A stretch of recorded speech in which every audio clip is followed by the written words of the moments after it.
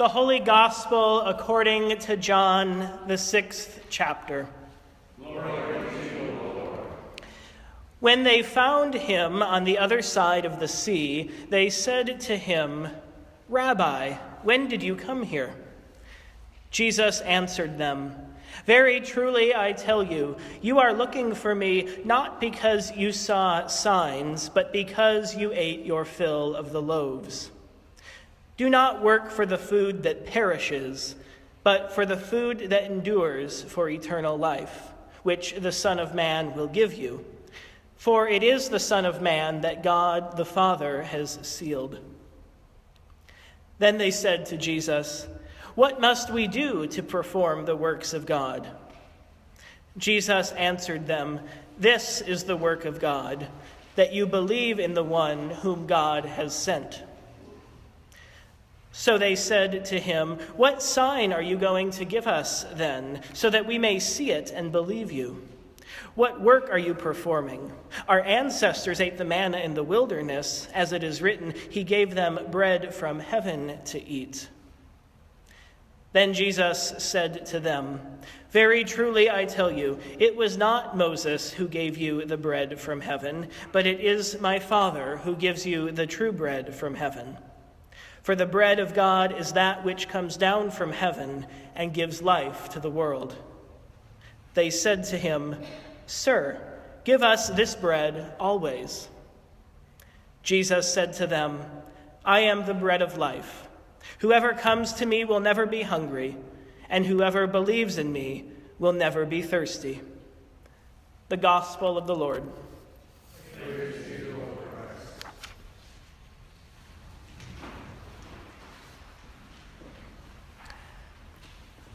A quote from a recent New York Times article sums it up this way: "The election is over, but the repercussions in people's lives may be just beginning as families across the United States contemplate uncomfortable holidays.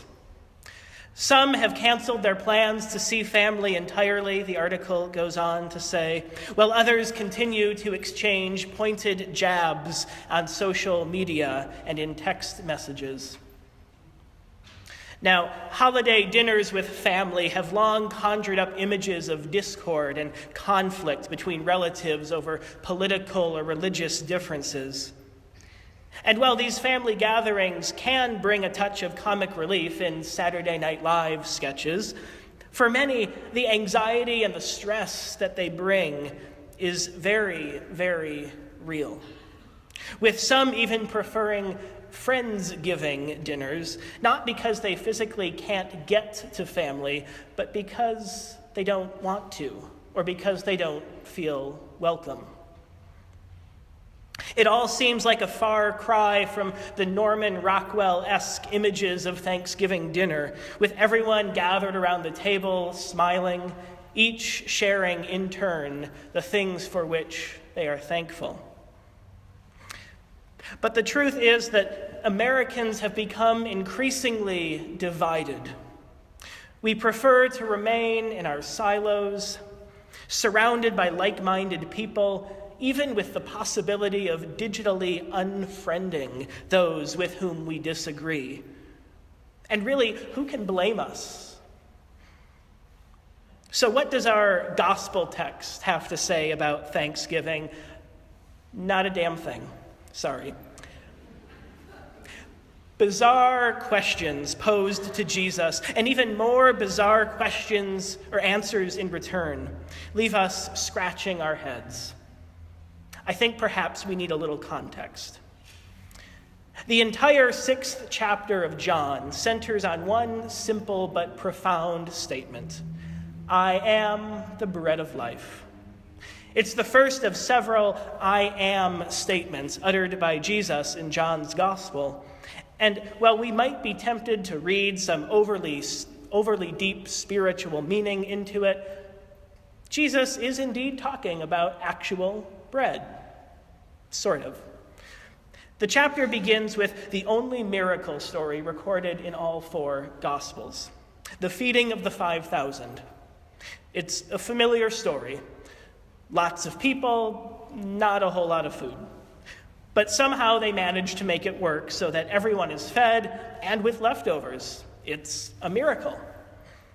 No wonder the crowds look for Jesus the next day and corner him with their questions.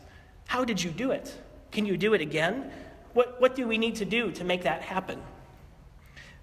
Actually, on second thought, maybe this is a lot like Thanksgiving dinner. Everyone's stuffed, there's way too much food, and then the awkward chit-chat. And like Thanksgiving dinner conversation, each side here seems to be having two different conversations at once. Yes, there was real hunger. Yes, it was real bread and real fish.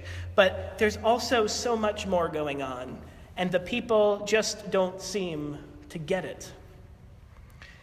Between the feeding miracle and the subsequent dialogue, there is another miracle story in this chapter from John. It's nighttime, the disciples are at sea, and suddenly the wind picks up. Understandably, the disciples are afraid.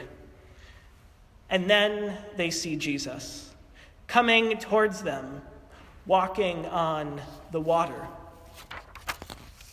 Now, unlike Matthew's and Mark's versions of the same story, the storm in John is never calmed when Jesus shows up, because that's not the miracle.